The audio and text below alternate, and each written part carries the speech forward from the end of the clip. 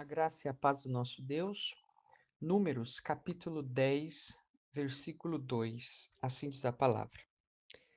Faze 2 trombetas de prata, de obra batida as farás. Servir-te-ão para convocares a congregação e para a partida dos arraiais. Organize sua vida segundo a direção do Senhor.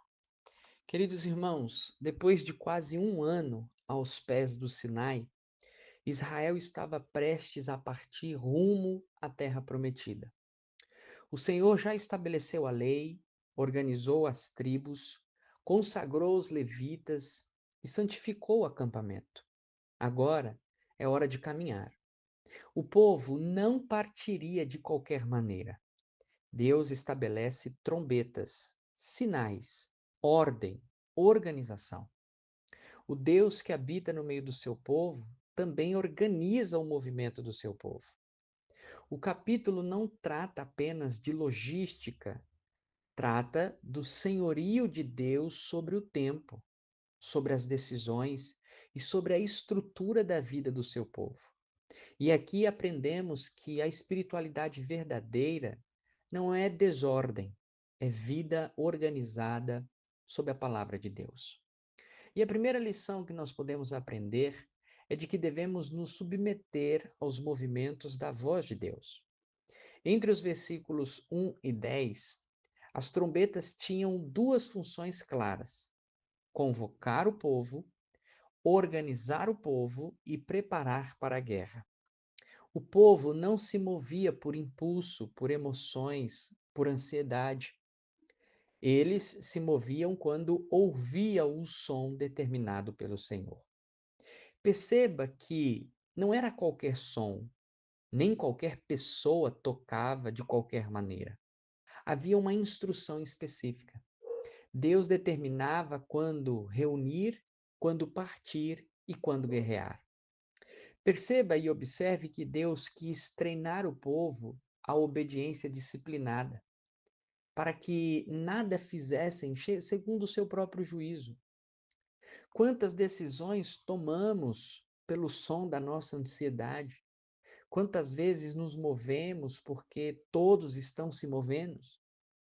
Hoje, a trombeta que nos orienta é a palavra de Deus.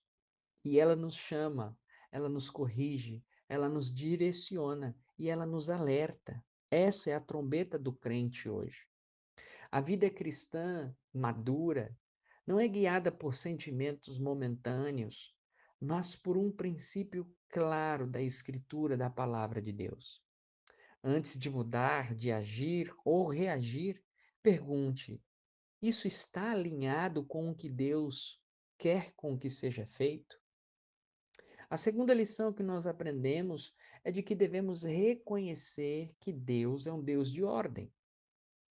A partir do versículo 11 até o versículo 28, o texto descreve a ordem exata da partida das tribos. Cada uma tinha sua posição. Judá ia à frente e os levitas demonstravam e transportavam o tabernáculo.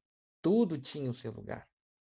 À primeira vista, pode parecer apenas uma lista técnica, mas revela algo profundo. Deus não é um Deus de confusão.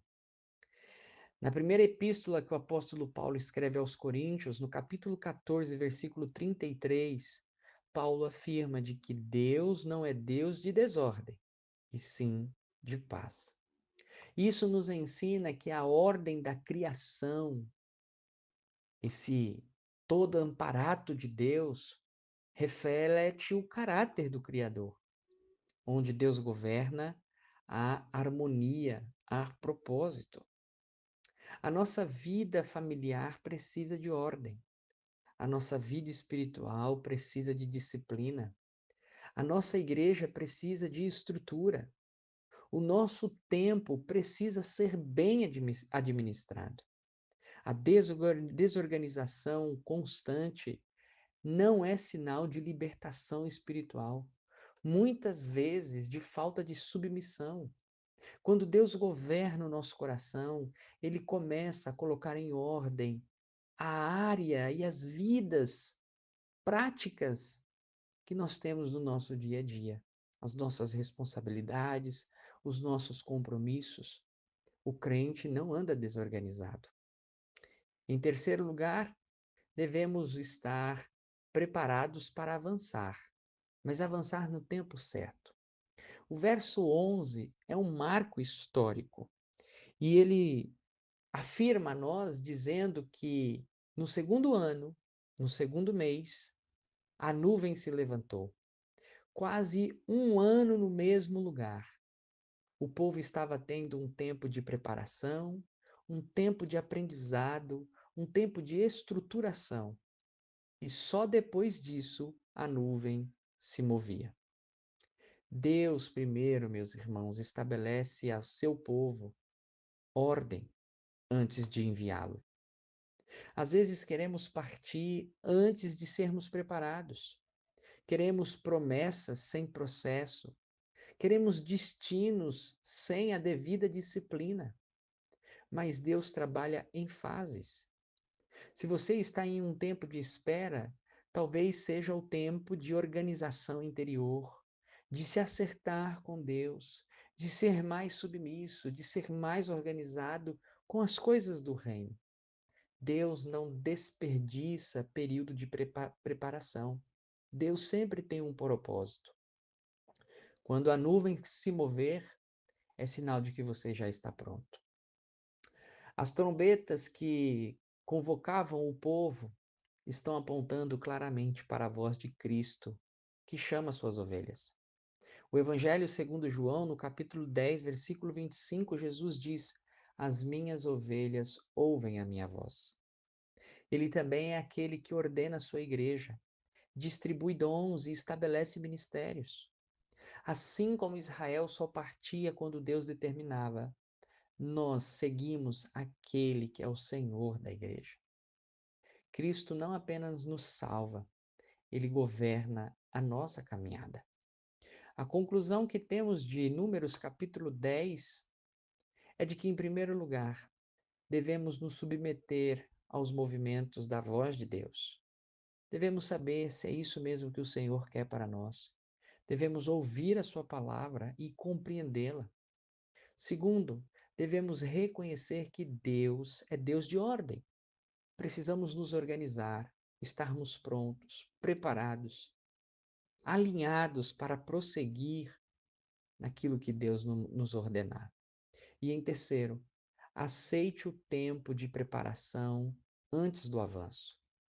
Às vezes Deus está nos formando, nos preparando, nos capacitando para que estejamos prontos para avançar. Se Deus está organizando sua vida, não resista.